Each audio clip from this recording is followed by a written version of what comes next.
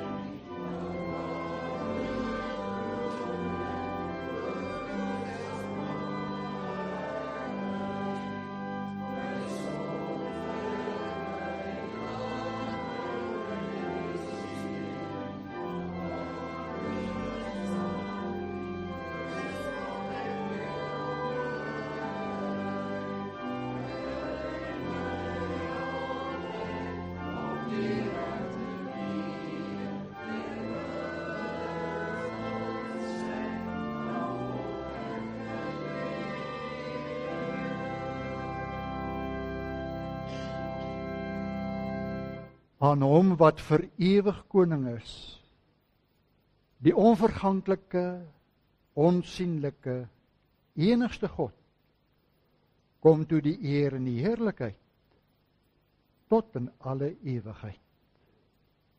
Amen. Geliefdes, genade, barmhartigheid en vrede aan u van God ons Vader en die Here Jesus Christus, deur die kragtige werking van die Heilige Gees.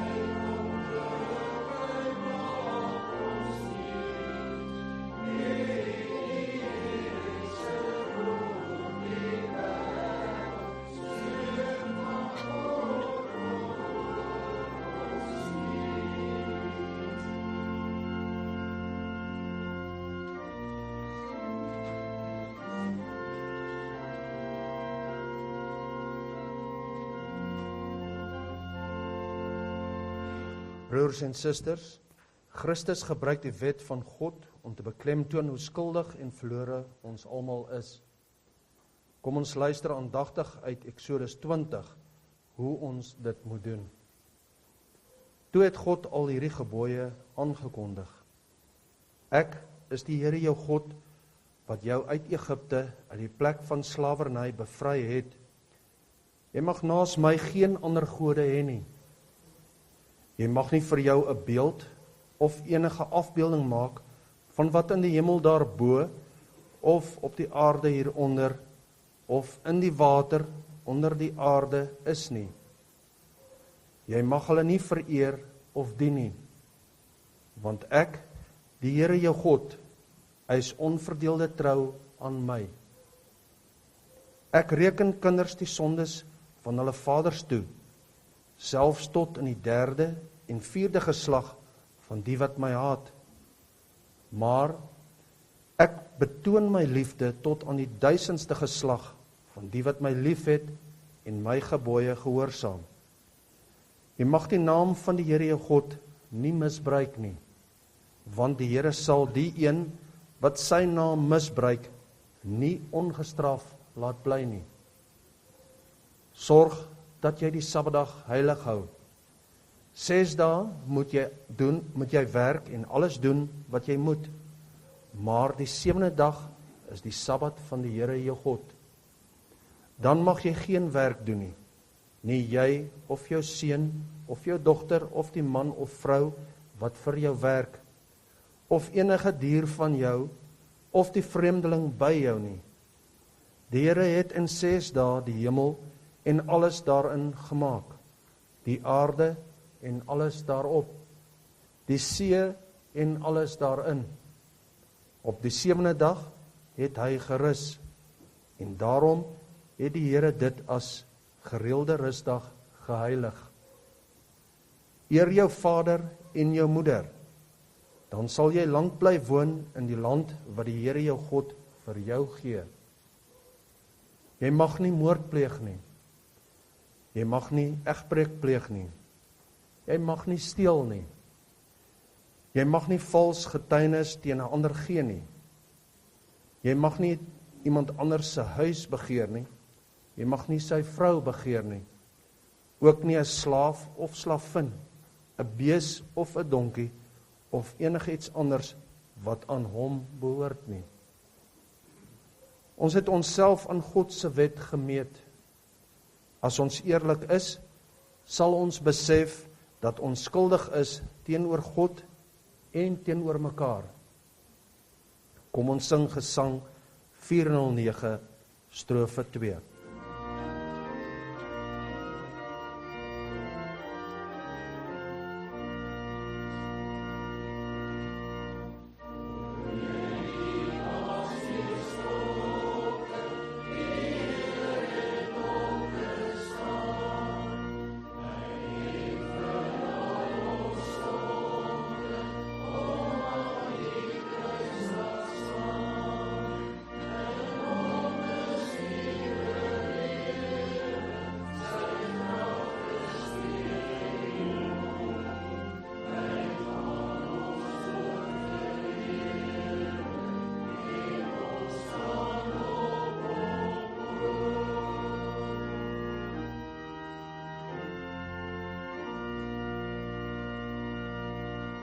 Broers en susters, God se woord verseker ons van sy genade in Efesiërs 2 vers 8. Julle is inderdaad uit genade gered deur geloof. Hierdie redding kom nie uit julleself nie. Dit is 'n gawe van God. Kom ons bely ons geloof soos volg.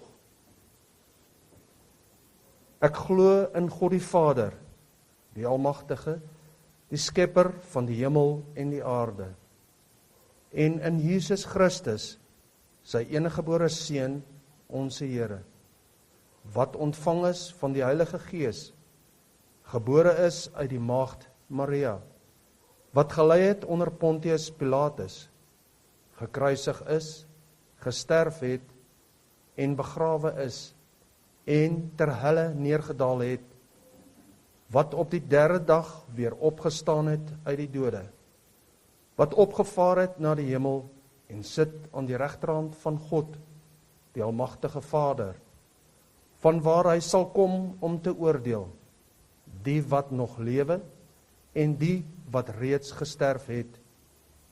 Ek glo in die Heilige Gees. Ek glo aan 'n heilige, algemene Christelike kerk, die gemeenskap van die heiliges, die vergewing van sondes, die opstanding van die vlees en 'n ewige lewe. Amen. Gemeente, kom ons dank God nou vir die verlossing wat hy ons in Christus gegee het. Kom ons sing uit Gesang 415, strofe 2.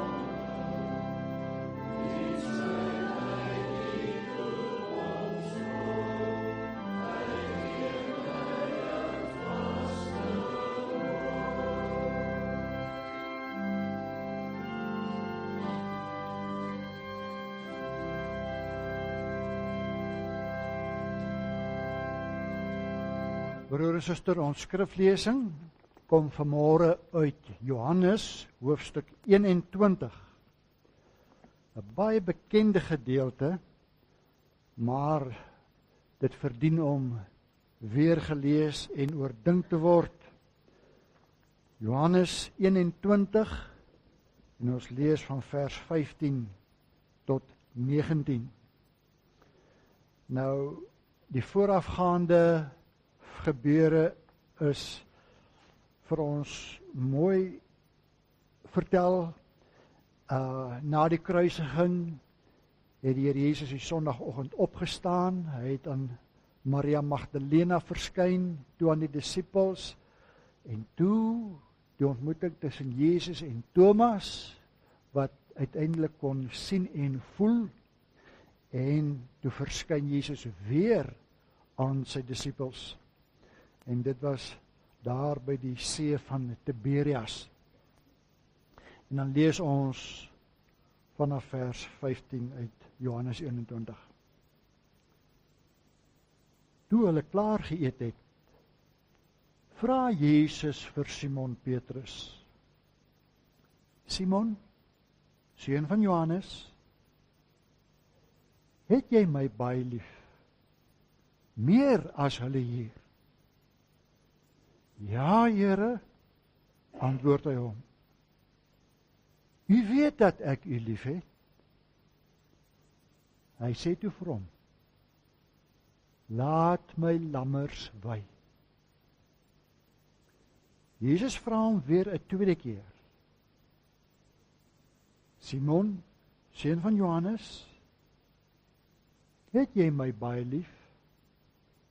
Ja, Here, antwoord hy hom. U weet dat ek u lief het. Hy sê toe vir hom: pas my skape op. Jesus vra hom die derde keer: Simon, seun van Johannes, het jy my lief?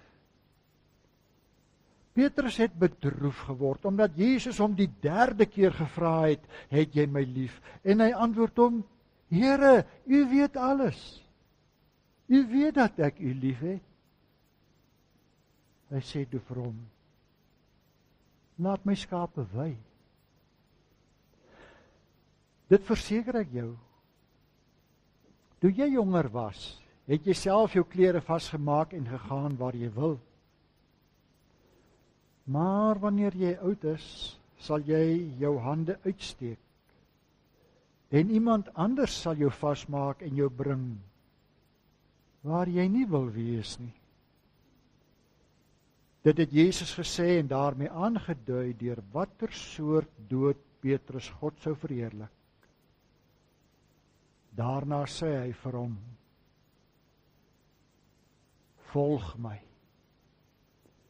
Tot sover.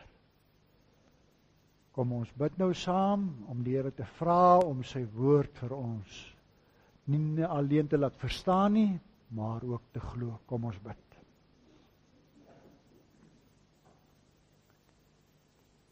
Ons hemelse Vader, ons was bevoorreg om nou 'n besondere gedeelte uit die woord te hoor. En U het ons vanmôre die genade gegee om wakker te word, op te staan en voor te berei vir hierdie erediens. Dankie dat ons vanmôre nie alleen ons skuld kon bely nie, maar ook ons geloof. En ons is hier omdat ons in 'n verhouding met U staan. U is ons Vader. Ons is U kinders. Maar ons is U kinders wat in 'n wrede wêreld woon. Daar is so baie dinge wat gebeur wat ons ontstel. Dinge wat ooglopend verkeerd loop en toegelaat word. En soms voel dit vir ons asof ons 'n vergeefse stryd stry om reg te laat geskied. Maar kom nou vanmôre en bemoedig ons weer. Deur die woord en gees gee U ons weer hoop en moed vir die toekoms. En daarom vra ons nou, o Heer, maak oop my hart se poort. Maak my ontvanklik vir U woord, wat my U raad en wil verklaar, laat my die woord altyd bewaar. U woord, o Heer, deurboor en wond, maar dit genees ook, maak gesond. U woord doen al ons sondes aan en wys die weg wat ons moet gaan. Ons bid dit in Jesus se naam. Amen. Ons sing nou Gesang 442. Gesang 442 vers 1 en 2.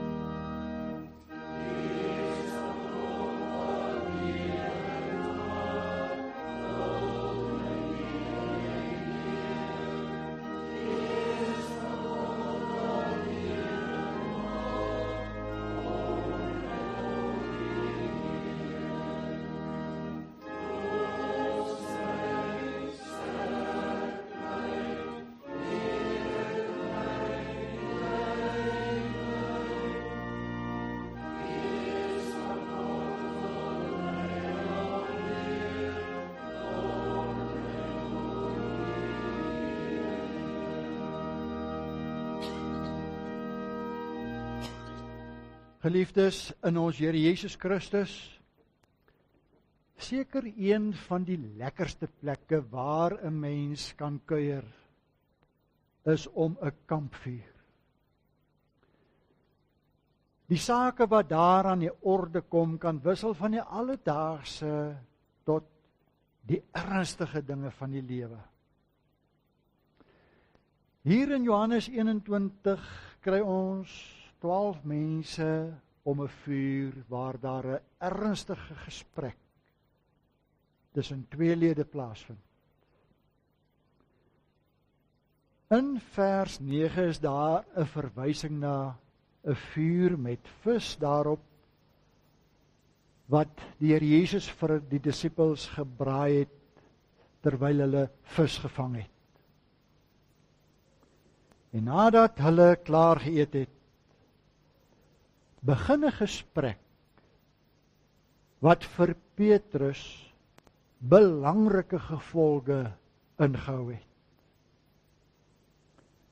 In hierdie gesprek het die Here Jesus vir Petrus 3 keer gevra of hy hom liefhet. Maar kom ons verplaas ons eers 'n tydjie tevore na 'n ander vuur, waar daar 'n gesprek van 'n ander aard plaasgevind het.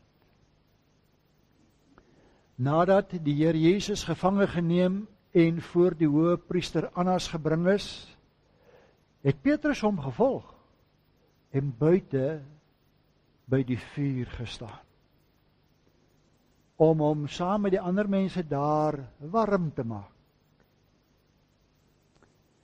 Daar het hy 3 keer ontken dat hy Jesus ken. Ja, daar by die vuur het hy die Here Jesus 3 keer verloon. Na sy kruisiging en opstanding het Jesus tevore aan van die disippels verskyn, maar hierdie was die eerste verskyning waar hulle almal teenwoordig was. En dan, ten aanhore van die ander disippels, vra Jesus vir Petrus die eerste keer in vers 15. Simon, seun van Johannes, het jy my baie lief, meer as hulle hier?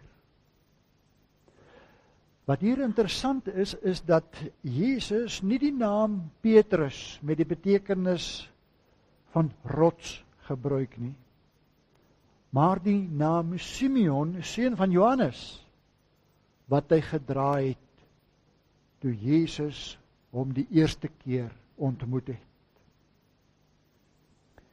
Ons kry hier 'n aanduiding dat Jesus met Petrus 'n nuwe begin wil maak.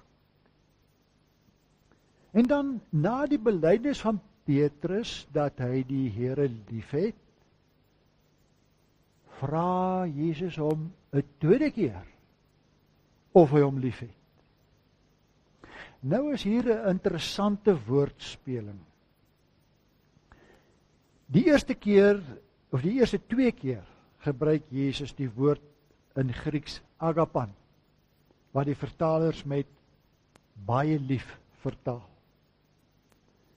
En as Petrus hom antwoord, gebruik hy die woord philein, wat die vertalers met lief vertaal. Die derde keer gebruik Jesus ook die woord philein. In die ouer woordverklarings is daar baie gemaak van die onderskeid tussen die betekenis van hierdie 2 woorde, asof eersgenoemde 'n verhewe geestelike liefde aandui en die laaste een 'n menslike natuurlike liefde. Latere ondersoek en studies het laat blyk dat daar nie wesenlike verskil in betekenis bestaan nie. Tog is dit opvallend dat Petrus nie met die woord antwoord wat Jesus gebruik het nie. En dat Jesus in die derde vraag Petrus se woord gebruik. Dit is moontlik dat Petrus dit uit beskeidenheid doen. En daardeur is sy bevestiging dat hy Jesus liefhet, nie minder opreg of innig nie. Terloops, waarskynlik het hulle in Aramees gekommunikeer. En die taal het nie meer as een woord vir liefde nie. Dus gaan ek nou nie veel maak van die twee woorde en die moontlike betekenis verskille nie. Die vraag bly egter 'n groot vraag. Het sy dit is? Het jy my lief? Of het jy my baie lief? In al drie gevalle verklaar Petrus sy liefde vir Jesus. Maar toe hy die vraag vir die derde keer moes beantwoord, het hy bedroef geword. Moontlik het hy daarmee beleef dat Jesus hom nie glo nie, of nie ten volle vertrou in sy liefde het nie. En daar het ook nie haan gekraai nie. Maar dan gooi hy as het ware die bal terug na Jesus as hy in vers 17 sê, Here, u weet alles. U weet dat ek u lief het. Dit is dan ook 'n waarheid wat Petrus hiermee te kenne gee. Die Here weet alles. Maar hoekom sou Jesus dan nou so knaand wees en 3 keer vra of hy hom liefhet? Kan jy onthou hoeveel keer hy Jesus verloon het? Ja, 3 keer. Maar eintlik is hier nog iets aan die gang. Hierdie gesprek vind plaas ten aanhore van die ander disippels. En in hulle oë het Petrus seker iets wat aansien verloor, omdat hy die Here so blaatant verloon het. Ja, hulle het in die nag van Jesus se gevangeneming die nag ingevlug. Maar nie soos Petrus 3 keer heftig verloon nie. En daar moes die ander disippels 3 keer hoor hoe Jesus vir Petrus 'n opdrag gee. In vers 15 sê hy, laat my lammers wei. In vers 16, pas my skape op. In vers 17, laat my skape wei. Sê hierdie woordspeling vir ons iets? Die verwysing na lammers is waarskynlik gemik op die swakkes in die geloof. Petrus, wie se geloof ook 'n insinking beleef het, word aangesê om die swakkes in die geloof pastoraal, herderlik te versorg. Voor Jesus se gevangeneming het hy vir Petrus gesê dat hy hom in die steek sou laat. En dan lees ons die volgende in Lukas 22 vers 32. Ek het vir jou gebid dat jou geloof jou nie begewe nie.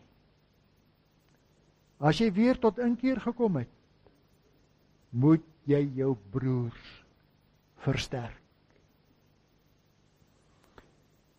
In die ander gevalle kry Petrus die opdrag om die Here se skape op te pas en te laat wei.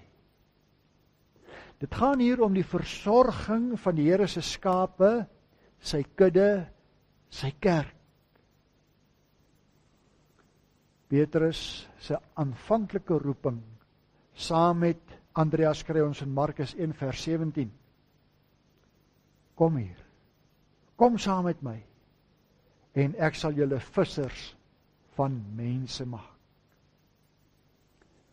Weer kry Petrus sy roeping in Johannes 21 vers 19 as hy sê, volg my. Wat het daar gebeur? Petrus word met hierdie herhaalde opdrag in sy amp herstel en hy moet dan nou weer verantwoordelikheid neem vir die versorging van die kudde van die Here. Hy doen dit weliswaar nie alleen nie, maar saam met die ander disippels.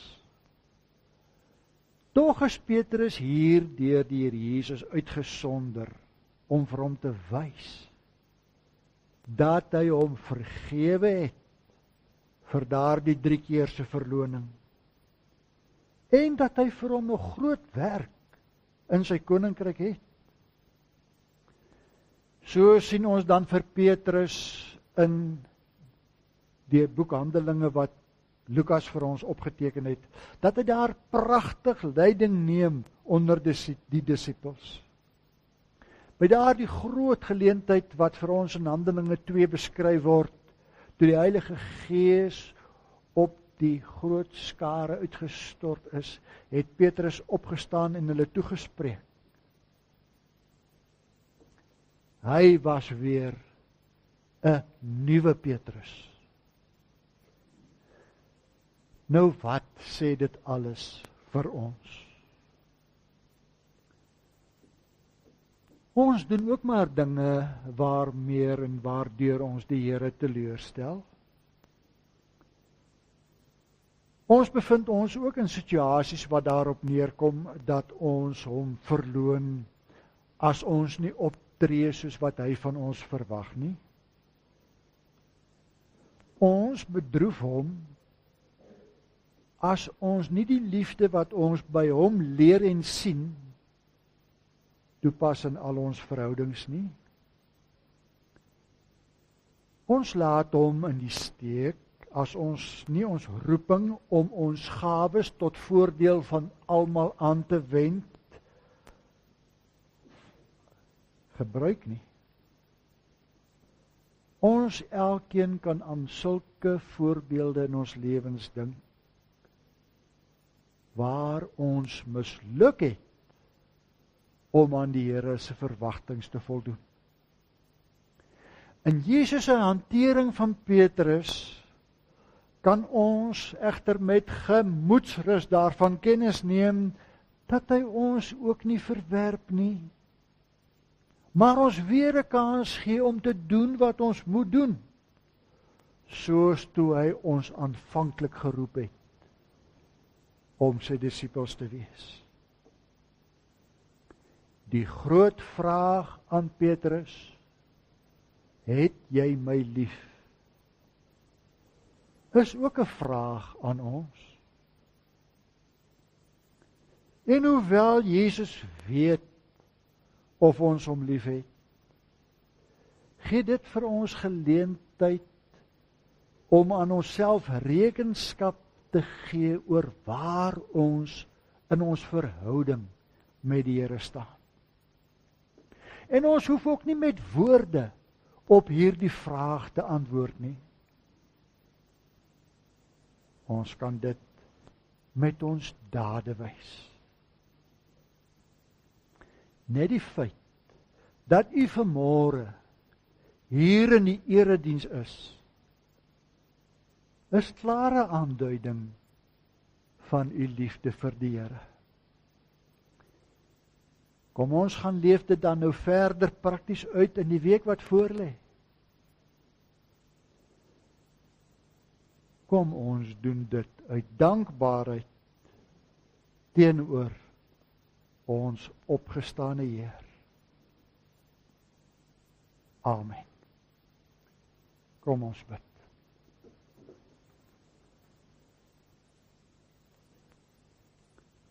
Hemelse Vader, dankie vir die genade. Nie alleen in Petrus se lewe nie, maar ook in ons lewens. So wil ons dan nou dankbaar verder gaan lewe in hierdie ou deurmekaar wêreld. Ons wil u lig laat skyn in die duister. Ons wil gehoor gee aan u opdrag. Volg my. En ons bid dit ook vir hierdie gemeente in Theresa Park, waarvoor u 'n taak en 'n roeping het. Seën die leraar in die kerkraad in hulle taak. Seën elke lidmaat wat hulle gawes gebruik op een of ander terrein van die gemeente. Dankie vir ons kinders. Hulle is vir ons baie kosbaar. Hou u hand oor hulle en seën vir hulle in hierdie wêreld. Maar ons bid ook vir ons ouers. Hulle wat al ver gevorder het op die lewenspad. Want soos die jare toeneem, neem die kragte af. En hulle het u baie nodig. Vanmôre kom dink ons ook spesiaal aan ouers wie se kinders in ander kontinente is. Ver hier vandaan. Wees ook daar met hulle om daardie situasie te kan hanteer en te verwerk. Dankie dat u vir ons sorg. Dankie dat ons kan eet en aantrek. Dankie vir gesondheid. En as ons siek is, dankie vir geneeskundige dienste wat ons help om weer gesond te word en pyn te verminder. Maar ons kom bid ook vanmôre vir jou wêreld. Waar daar so behoefte aan vrede is. Ons bid daar vir die konflik in die Midde-Ooste. Gee tog dat daar 'n einde sal kom en vrede sal neerdal. En dit gebeur ook oorlog en al daardie konflik in Oekraïne. Ons bid ook daar vir vrede. Maar ook in ander dele van die land. Maar dan is daar ook baie huise waar daar nie vrede is nie. Konflik tussen man en vrou of tussen ouers en kinders. Ons wil vanmôre by u berusting en vertroosting vind. Waar ons in 'n stikkende wêreld bevind. En baie daarvan is buite ons beheer. Maar help ons om nou hier terug te keer huis toe en om dit wat binne ons beheer is, reg te hanteer, reg te doen en 'n verskil te maak in hierdie wêreld. En dat ons daarmee ook hoop sal bring in 'n hopelose wêreld. Lei ons dan nou verder, want u is ons herder. En ons bid dit in die naam van ons opgestane Heer, Jesus Christus. Amen.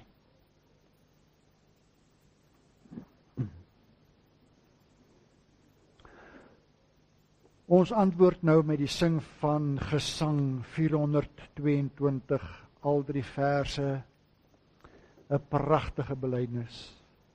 Die Heer het opgestaan. En ons sien in vers 2, vir sondaars het die Heer gesterf.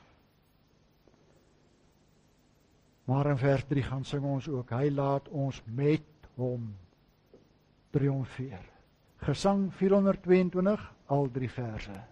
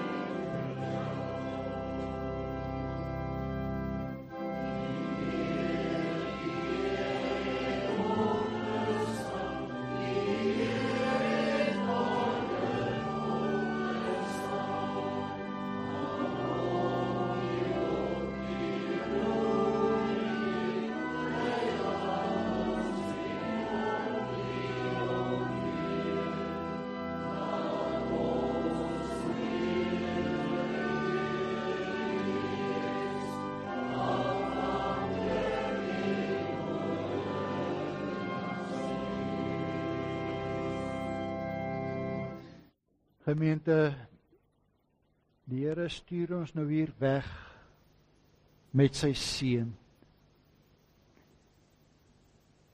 Laat ons besef waar ons in moeilike situasies gaan bevind. In gevalle waar ons geloof miskien wil wankel, hou vas aan sy seën. Die genade van ons Here Jesus Christus, die liefde van God ons Vader en die gemeenskap van die Heilige Gees is en bly met u elkeen. Amen.